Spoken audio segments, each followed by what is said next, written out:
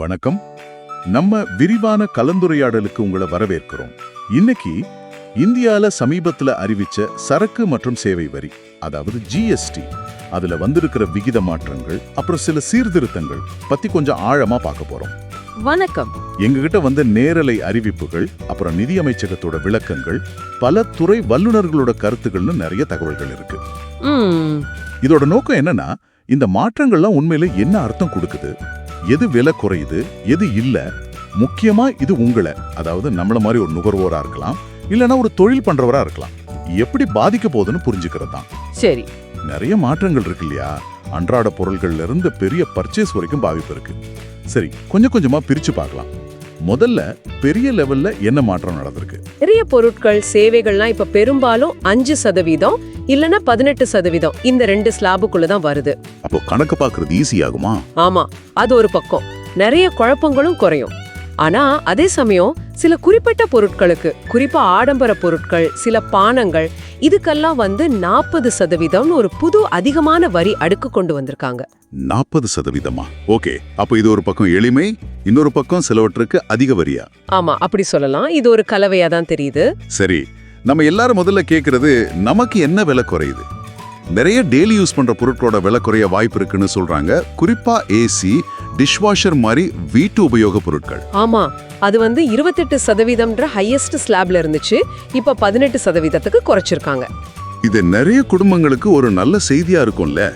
நிச்சயமா, இது வீட்டு உபகரணங்களுக்கான தேவையை கண்டிப்பா ஊக்குவிக்கும். அது மட்டும் இல்லாம டெய்லி யூஸ் பண்ற பொருட்கள், இப்ப hair oil, soap, shampoo, paste, toothbrush, இதெல்லாம் கூட 12% இல்ல 18%ல இருந்துச்சு. இப்ப வெறும் 5% தான். ஓ, இது பெரிய குறைப்பு. ஆமா, இது நேரடியா உங்க மாச வீட்டு பட்ஜெட்ல ஒரு சின்ன ஆனா கவனிக்கிற மாதிரி ஒரு பாசிட்டிவ் இம்பாக்ட் கொடுக்கும்.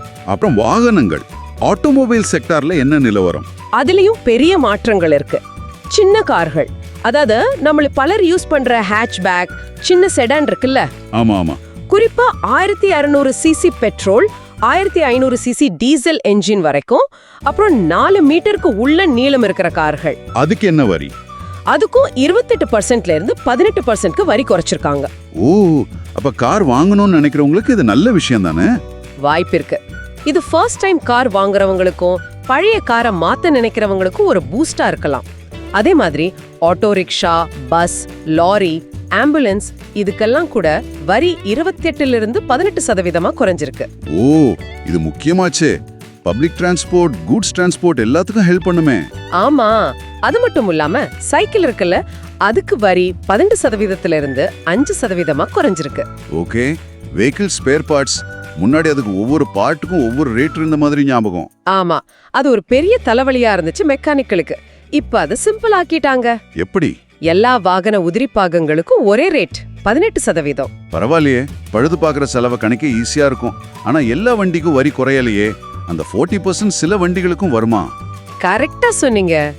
சொகுசு கார்கள், அதாவது பெரிய என்ஜின் உள்ள கார்கள், 1200 சிசி பெட்ரோல், 1500 சிசி டீசல் மேல, அப்புறம் 4 மீட்டர்ஸுக்கு மேல நீளமுள்ள கார்கள், அது போக 350 சிசிக்கு மேல இன்ஜின் கெபாசிட்டி உள்ள மோட்டார் சைக்கிள்கள், இதுக்கெல்லாம் அந்த புது 40% ஹையர் டாக்ஸ் வருது. அப்ப பைக்குகளுக்கு 2 ரேட் ஆகும். ஆமா, 350 சிசி வரைக்கும் இருக்கிற பைக்குங்க, அதாவது டெய்லி யூசேஜ் கம்யூட்டர் பைக்ஸ், கொஞ்சம் மீடியம் ரேஞ்ச் பைக்ஸ், இதுக்கெல்லாம் வரி 28%ல இருந்து 18%ஆ குறைஞ்சிருக்கு. நல்ல விஷயம். சரி, ஆனா 350 சிசிக்கு மேல இருக்கிற பவர்ஃபுல் பிரீமியம் பைக்குகளுக்கு 40% வரி. ஓ, அப்போ அதோட விலை ரொம்ப அதிகமாகுமே. அதான் நோக்கம் என்னன்னா, சாதாரண மக்களோட பைக் விலை கண்ட்ரோலா இருக்கணும், ஆனா ஹை அண்ட் பைக்குக்கு அதிக வரி போடலாம் நினைக்கிறாங்க போல. இந்த மாற்றங்கள்லாம் செப்டம்பர் 22, 2025 இருந்து நடைமுறைக்கு வரும்னு சொல்லியிருக்காங்க. அடுத்து நம்ம பலரோட பெரிய கனவு சொந்த வீடு. அது சம்பந்தமா ஏதாச்சும் நல்ல செய்தி இருக்கா? சிமெண்ட் வரி பத்தி பேசிட்டு இருந்தாங்களே. ஆமா, அது ஒரு மிக முக்கியமான அறிவிப்புங்க. சிமெண்ட் மேல இருந்த வரி 28%ல இருந்து 18%ஆ குறைச்சிருக்காங்க. இது கட்டுமானத்துறைக்கு பெரிய பூஸ்டா இருக்குமே. கண்டிப்பா. நாரெட்கோ மாதிரி ரியல் எஸ்டேட் அமைப்புகள் சொல்றாங்க, இது கன்ஸ்ட்ரக்ஷன் காஸ்ட்டை சுமார் 3ல இருந்து 5% வரை குறைக்கலாம்னு. 3-5% குறைப்புனா அது நல்ல அமௌண்ட் தான். ஆனா இதோட பலன் வீடு வாங்குறவங்களுக்கு போய் சேருமா? அதுதான் $1 மில்லியன் கேள்வி. டெவலப்பர்ஸ் இந்த செலவு குறைப்பை பாஸ் ஆன் பண்ணாங்கன்னா நிச்சயமா வீடுகளுக்கான டிமாண்ட் அதிகமாகும், குறிப்பா அஃபோர்டபுள் ஹவுசிங் செக்மெண்ட்ல. ஆமா, அந்த செக்மெண்ட் கொஞ்சம் டல்லா இருக்குன்னு சொல்றாங்க. ஆமா, இது அதுக்கு ஒரு புத்துயிர் கொடுக்கலாம். சிமெண்ட் கம்பெனி ஷேர்லாம் கூட ஏறிச்சு இந்த நியூஸ் வந்ததும். கவர்மெண்டோட எல்லாருக்கும் வீடு திட்டத்துக்கும் இது மறைமுகமா உதவும். சரி, அடுத்தது பால் பொருட்கள், அதுலயும் சில மாற்றங்களா? ஆமாங்க, UHT பால், அதாவது அந்த டெட்ரா பேக்ல வருமே லாங் லைஃப் பால், அதுக்கும் நம்ம பன்னீர் இருக்கே இந்தியன் காட்டேஜ் சீஸ், அதுக்கும் வரி 5% இருந்து 0 ஆக்கிட்டாங்க. வரி இல்ல. பன்னீருக்கு வரியே இல்லையா? ஓகே. அப்புறம் கண்டென்ஸ்ட் மில்க், வெண்ணெய், நெய், மத்த சீஸ் இதுக்கெல்லாம் வரி 12% இருந்து 5% குறைஞ்சிருக்கு. மதர் டைரி மாதிரி கம்பெனிங்க இதோட பெனிஃபிட்ட கஸ்டமருக்கு கொடுப்போம்னு சொல்லிருக்காங்க. ஒரு நிமிஷம், பன்னீருக்கு மட்டும் ஏன் 0 வரி? மத்த சீஸுக்கு 5% இருக்குல்ல? ஆமா, ஃபினான்ஸ் மினிஸ்ட்ரி என்ன சொல்றாங்கன்னா பன்னீர் பெரும்பாலும் சின்ன லெவல்ல குடிசை தொழிலா செய்யப்படுது. ஓ, அதனால அந்த செக்டரை என்கரேஜ் பண்ணதான் இந்த விலக்கு. இது இறக்குமதி பண்ற இல்லனா பெரிய கம்பெனிங்க தயாரிக்கிற மத்த சீஸ் மாதிரி இல்லைன்னு காட்டுறாங்க. இது ஒரு இன்ட்ரெஸ்டிங்கான டிஃபரன்ஸ். சரி சரி. இப்போ ஹெல்த் அண்ட் வெல்னஸ் போலாமா? சலூன், ஜிம், யோகா சென்டர், இதுக்கெல்லாம் என்ன மாற்றம்? அழகு மற்றும் உடல்நல சேவைகளுக்கான வரி 18% இருந்து 5% குறைஞ்சிருக்கு. இது நல்ல விஷயம். அப்போ ஜிம் ஃபீஸ், சலூன் பில்லாம் குறையுமா? குறையலாம், ஆனா இதுல ஒரு சின்ன ட்விஸ்ட் இருக்கு. இந்த 5% ரேட்ல சர்வீஸ் கொடுக்கறவங்களுக்கு இன்புட் டாக்ஸ் கிரெடிட், அதாவது ITC கிடைக்காது. இன்புட் டாக்ஸ் கிரெடிட், ITC, அது கொஞ்சம் சிம்பிளா சொல்லுங்களேன். நிச்சயமா. இப்போ ஒரு ஜிம் ஓனர் இருக்காருன்னு வெச்சுக்கோங்க. அவர் ஜிம்முக்கு எக்விப்மெண்ட் வாங்குறாரு, அதுக்கு GST கட்டுறாரு. முன்னாடி அவர் கஸ்டமர் கிட்ட வாங்குற 18% GSTல இருந்து இந்த எக்விப்மெண்ட்டுக்கு கட்டின வரியை கழிச்சுக்கலாம். அதுதான் ITC. ஓகே, புரியுது. ஆனா இப்ப அவரோட சர்வீஸ்க்கு 5% தான் GST. இந்த 5% வரி வாங்கினா அவர் எக்விப்மெண்ட்டுக்கோ இல்ல சலூன்னா காஸ்மெட்டிக்ஸ்க்கோ கட்டின GSTயை ITCயா கிளைம் பண்ண முடியாது. அப்போ அவங்களுக்கு கொஞ்சம் செலவு அதிகமாகுமா? ஆமா, அவங்களோட இன்புட் காஸ்ட் அதிகமாகும். அதனால அவங்க இந்த 18% இருந்து 5% குறைஞ்சத முழுசா கஸ்டமருக்கு பாஸ் ஆன் பண்ணுவாங்களா இல்ல அவங்க காஸ்ட்டை கவர் பண்ண கொஞ்சம் விலை ஏத்தி வைப்பாங்களான்னு பார்க்கணும். ஓ, அப்படியா? இது ஒரு முக்கியமான பாயிண்ட். அதே மாதிரி கண்ணாடிக்கும் வரி குறைஞ்சிருக்காமே? ஆமா, பவர் கண்ணாடி, பிரிஸ்கிரிப்ஷன் கிளாஸஸ்னு சொல்றோம்ல, அதுக்கு வரி 28% இருந்துச்சு, இப்ப வெறும் 5% தான். இது பெரிய ரிலீஃப். அடுத்து கல்வி சம்பந்தமான பொருட்கள், இதுல நிறையத்துக்கு வரி எல்லாம் பண்ணிட்ட மாதிரி இருக்கே. ஆமாங்க, இது ஸ்டூடெண்ட்ஸ் பேரண்ட்ஸ்க்கு ரொம்ப சந்தோஷமான செய்தி. Printed map, atlas, globe, pencil, crayon, note book, work book, drawing புக்குன்னு ஸ்கூலுக்கு தேவையான பல அத்தியாவசிய பொருட்கள் மேலே இருந்த 12% வரியை முழுசா நீக்கி 0 ரேட்டுக்கு கொண்டு வந்திருக்காங்க. இது நேரடியா ஸ்கூல் செலவு குறைக்கும். கண்டிப்பா. விவசாயத்துறைக்கும் சில உதவிகள் இருக்கா? ஆமா, டிராக்டர் அப்புறம் பல விவசாய மிஷின்களுக்கு வரி 12% இருந்து 5% குறைஞ்சிருக்கு. இது விவசாயிகளோட முதலீட்டு செலவு குறைக்கும். சரி. அது போக சில குறிப்பிட்ட பயோ பெஸ்டிசைட்ஸ் அப்புறம் நேச்சுரல் மென்தால் இதுக்கும் வரி 12% இருந்து 5% குறைஞ்சிருக்கு.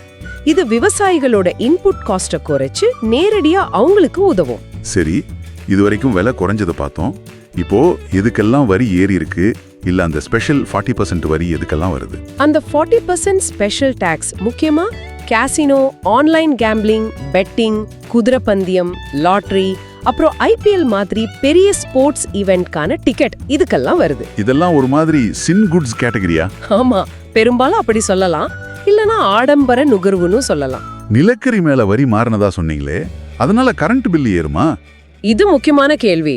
நிலக்கரிக்கு GST 5% தான். ஆனா முன்னாடி அது மேல ஒரு டன்னுக்கு 400 ரூபாய் காம்பன்சேஷன் செஸ்ன்னு ஒன்னு இருந்துச்சு. ஓ, இப்ப அந்த செஸ் வரியை எடுத்துட்டு அத GST ரேட் கூட சேர்த்துட்டாங்க. அதனால மொத்த வரி சுமை ஏறக்குறைய ஒன்னாதான் இருக்கும். இது வரியை ரீஸ்ட்ரக்சர் பண்ணிருக்காங்களே தவிர புதுசா வரி போடல. அதனால கரண்ட் பில் ஏறக்கூடாதுன்னு ஃபினான்ஸ் மினிஸ்ட்ரி சொல்லிருக்காங்க. சில நான் ஆல்கஹாலிக் பானங்களுக்கும் 40% வரின்னு பார்த்தோம். அது ஏன் அப்படி? அதுக்கு காரணம் என்னன்னா, ஒரே மாதிரி இருக்கிற பொருட்களை ஒரே வரி விகிதத்துல கொண்டு வரணும்னு நினைக்கிறாங்க. சில பானங்களுக்கு அதிக வரி, சிலதுக்கு குறைஞ்ச வரின்னா பொருட்களை தப்பா வகைப்படுத்தி டாக்ஸ் ஏமாத்த சான்ஸ் இருக்கு. ஓ, கிளாசிஃபிகேஷன் பிரச்சனை வராம இருக்கவா? ஆமா, அதை தவிர்க்கத்தான் சில குறிப்பிட்ட மத்த நான் ஆல்கஹாலிக் பானங்களை இந்த ஹையர் ரேட்ல வச்சிருக்காங்க. ஆல்கஹால் இன்னும் ஜிஎஸ்டிக்குள்ள வரலேங்கிறதையும் ஞாபகம் வச்சுக்கணும். தங்கம், வெள்ளி இதுக்கெல்லாம் எதுவும் மாற்றமா? இல்ல, தங்கம், வெள்ளி வகை மேல 3% ஜிஎஸ்டி அப்படியே தொடருது. செய்கூலிக்கு மட்டும் தனியா 5% வரி வரும். கோல்டு பார், காயின் இதுக்கும் அதே 3% ஜிஎஸ்டி தான். புகையிலை பொருட்கள், சிகரெட், பான் மசாலா இதெல்லாம்? பான் மசாலா, குட்கா, சிகரெட், பீடி, மெல்லும் புகையிலை இதுக்கெல்லாம் இப்போ இருக்கிற ஜிஎஸ்டி ரேட்டும் காம்பன்சேஷன் செஸ் ரேட்டும் அப்படியே தான் தொடரும். அப்போ அதுக்கு மாற்றம் இல்லையா? இப்போதைக்கு இல்ல. மாநிலங்களுக்கு இழப்பீடு கொடுக்க வாங்கின கடன் இருக்கு இல்லையா, அதை திருப்பி செலுத்துற வரைக்கும் இந்த பழைய ரேட்டே இருக்கும். கடன் அடைஞ்ச பிறகு இதுக்கான புது ரேட்டை அப்புறமா அறிவிப்பாங்கன்னு சொல்லியிருக்காங்க. இப்போ சில முக்கியமான விலக்குகளை பத்தி பேசலாம். இன்சூரன்ஸ்ல பெரிய மாற்றம்னு சொல்றாங்களே? ஆமா, இது ரொம்ப ரொம்ப முக்கியமான ஒரு மாற்றம். எல்லா பர்சனல் ஹெல்த் இன்சூரன்ஸ் பாலிசிக்கும், family floater, senior citizen plan உட்பட, அப்புறம் எல்லா பர்சனல் லைஃப் இன்சூரன்ஸ் பாலிசிக்கும், டேர்ம், யூலிப், என்டோமெண்ட் உட்பட அதுக்கான ரீஇன்சூரன்ஸ்க்கும் சேர்த்து ஜிஎஸ்டில இருந்து முழு விலக்கு கொடுத்திருக்காங்க. என்னது முழு விலக்கா? முன்னாடி 18% இருந்துச்சு. ஆமா, 18%ல இருந்து 0. அப்போ பிரீமியம் நேரடியா 18% குறையுமா? தியோரிட்டிக்கலா ஆமா, பிரீமியம் 18% குறையணும். இது இன்சூரன்ஸை ரொம்ப மலிவாக்கும். இது பெரிய விஷயம். ஆமா, இன்சூரன்ஸ் எடுக்கணும்னு நினைச்சு பிரீமியம் ஜாஸ்தியா இருக்குன்னு தயங்குன நிறைய பேரு இனிமே பாலிசி எடுக்க வாய்ப்பு இருக்கு. பீமா பே ஃபின்ஷோரோட ஹனூத் மேத்தா சொல்ற மாதிரி ஏற்கனவே பாலிசி வச்சிருக்கிறவங்க கூட அதே பிரீமியம்க்கு அதிக கவரேஜ் வாங்கலாம். ஆமா, இல்லனா மிச்சம் பண்ற காசை வேற எதுக்காவது யூஸ் பண்ணலாம். கரெக்ட். இது இன்சூரன்ஸ் பெனிட்ரேஷனை அதிகரிக்க உதவும்.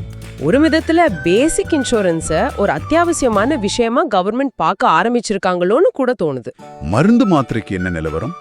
எல்லா மருந்துக்கும் வரி விலக்கா? எல்லாத்துக்கும் இல்ல. பெரும்பாலான அத்தியாவசிய மருந்துகளுக்கு ஏற்கனவே 5% தான் ஜிஎஸ்டி. இப்போ கேன்சர், ரேர் டிசீஸ் இதுக்கெல்லாம் யூஸ் பண்ற 33 உயிர் காக்கும் மருந்துகளுக்கு வரி 12%ல இருந்து 0 ஆக்கியிருக்காங்க. இன்னும் 3 உயிர் காக்கும் மருந்துகளுக்கு 5%ல இருந்து 0 ஆக்கியிருக்காங்க. அப்போ ஏன் எல்லா மருந்துக்கும் 0 வரி போடல? நல்ல கேள்வி.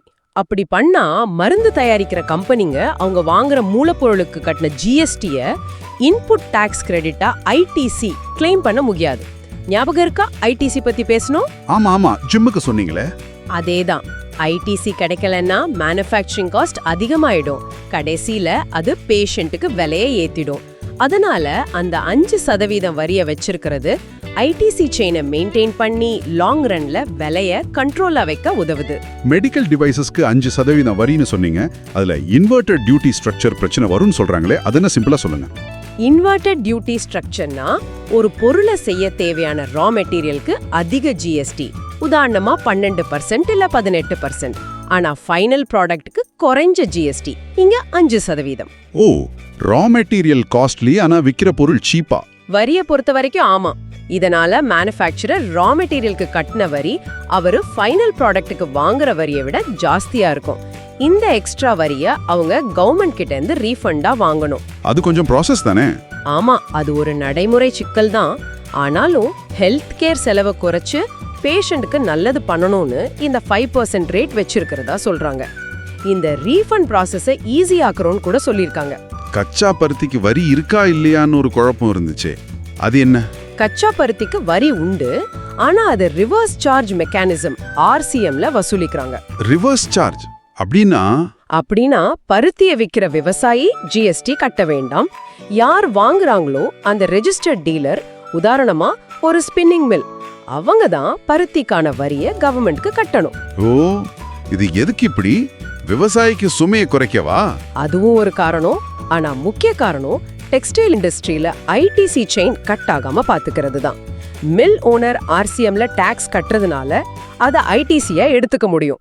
இது கடைசியில துணி விலையை குறைக்க உதவும்னு கவர்மெண்ட் நினைக்குது. ஆன்லைன்ல பொருள் விற்கிற சின்ன இ-காமர்ஸ் சப்ளையர்ஸ் இருக்காங்க இல்லையா, ஆமா, அவங்க ஒவ்வொரு ஸ்டேட்லயும் தனியா ஜிஎஸ்டி ரெஜிஸ்டர் பண்ண தேவையில்லாம ஒரு சிம்பிளான ரெஜிஸ்ட்ரேஷன் முறை கொண்டு வரதுக்கு கொள்கை அளவுல ஓகே சொல்லிருக்காங்க. இது சின்ன ஆன்லைன் செல்லர்ஸ்க்கு பெரிய ஹெல்ப். இதோட முழு விவரம் அப்புறம் வரும். ஓ சூப்பர். இன்னொன்னு, புதுசா ரெஜிஸ்டர் பண்றது ஈஸி ஆகுதா? ஆமா, லோ ரிஸ்க்னு செல்ஃப் அசஸ் பண்றவங்க, அதாவது மாசத்துக்கு 2 லட்சம் ரூபாய்க்கு கீழே டாக்ஸ் லைபிலிட்டி இருக்குன்னு சொல்ற புது அப்ளிகன்ஸ்க்கு வெறும் 3 ஒர்க்கிங் டேஸ்ல ஆட்டோமேட்டிக்கா ரெஜிஸ்ட்ரேஷன் அப்ரூவ் ஆகுற மாதிரி ஒரு ஆப்ஷன் கொண்டு வராங்க. ஓ, பிசினஸ் ஆரம்பிக்கிறது இன்னும் ஈஸி ஆகும். அப்புறம் கொரியர்லயோ போஸ்ட்லயோ எக்ஸ்போர்ட் பண்ற சின்ன எக்ஸ்போர்ட்டர்ஸ் கம்மி மதிப்புள்ள பொருளுக்கு ரீஃபண்ட் வாங்குறதுக்கு ஒரு மினிமம் லிமிட் இருந்துச்சு, அதை எடுத்துட்டாங்க. இதுவும் சின்ன எக்ஸ்போர்ட்டர்ஸ்க்கு நல்லது. இந்த மாற்றங்கள்லாம் எப்ப இருந்து நடைமுறைக்கு வரும்? பெரும்பாலான வரி மாற்றங்கள், ப்ரொசீஜர் சீர்திருத்தங்கள்லாம் செப்டம்பர் 22, 2025 இருந்து நடைமுறைக்கு வரும்னு சொல்லியிருக்காங்க. ஓகே. புகையில பான் மசாலா சம்பந்தப்பட்ட மாற்றங்கள் மட்டும் அந்த காம்பன்சேஷன் செஸ் கடன்லாம் அடைஞ்ச பிறகு லேட்டா அறிவிப்பாங்க. பிரதமர் மோடி இத அடுத்த தலைமுறை சீர்திருத்தங்கள்னு சொல்லியிருக்காரு. எடல்வைஸ், ராதிகா குப்தா மாதிரி எக்ஸ்பர்ட்ஸ், NARDCO மாதிரி அமைப்புகளும் இதை வரவேற்றிருக்காங்க. டிமாண்ட் பூஸ்ட் ஆகும், பணவீக்கம் குறையும், ரியல் எஸ்டேட்க்கு நல்லதுன்னு கருத்து சொல்லியிருக்காங்க. ஆமா, ஓவராலா பார்த்தா இந்த சீர்திருத்தங்கள் ஒரு பேலன்ஸ் கொண்டு வர முயற்சி பண்ற மாதிரி தெரியுது. ஒரு பக்கம் அத்தியாவசிய பொருட்கள், ஹவுசிங், விவசாயம், இன்சூரன்ஸ் மாதிரி செக்டார்ல கன்சியூமர் பிசினஸ் சுமையை குறைக்கிறது. இன்னொரு பக்கம் லக்ஸுரி குட்ஸ், சின் குட்ஸ் மேல அதிக வரி போடுறது, செஸ் வரிய GST கூட மர்ஜ் பண்றது மூலமா ரெவென்யூவை பாதுகாக்கிறது இல்லனா அதிகரிக்கிறது. ஆக மொத்தத்துல நிறைய பொருளோட விலை குறையலாம். குறிப்பா டெய்லி யூஸ் பண்றது, சின்ன காரு, வீடு கட்டுற செலவு, இன்சூரன்ஸ் ரொம்ப சீப்பாகும். அதே நேரம் லக்ஸுரி காரு, பெரிய பைக்கு, சில பானங்கள், கேம்பிளிங் இதெல்லாம் காஸ்ட்லி ஆகும். சின்ன பிசினஸ், ஆன்லைன் செல்லர்ஸ்க்கு கொஞ்சம் ஈஸி ஆகும். இதுதான் சம்மரி இல்லையா? ஆமா, அதுதான் முக்கியமான ஹைலைட்ஸ். இதோட உண்மையான இம்பாக்ட் மார்க்கெட்ல எப்படி இருக்கு, கம்பெனிங்க இந்த டாக்ஸ் கட் பெனிஃபிட்டை எந்த அளவுக்கு கன்சியூமருக்கு பாஸ் பண்றாங்கன்னு பொறுத்திருந்து பார்க்கணும். சரி, இந்த கலந்துரையாடலை முடிக்கிறதுக்கு முன்னாடி உங்ககிட்ட ஒரு கேள்வி. இந்த GST மாற்றங்கள்லாம் நேரடியா சில துறைகள்ல தாக்கத்தை ஏற்படுத்தும்னு பார்த்தோம். ஆனா நீங்க எதிர்பார்க்காத ஒரு மறைமுகமான இல்ல செகண்டரி எஃபெக்ட்ஸ்னு சொல்லுவாங்களே, அது மாதிரி ஏதாவது நடக்கும்னு நினைக்கிறீங்களா? உதாரணத்துக்கு, மக்கள் சேமிக்கிற விதத்துல மாற்றம் வருமா?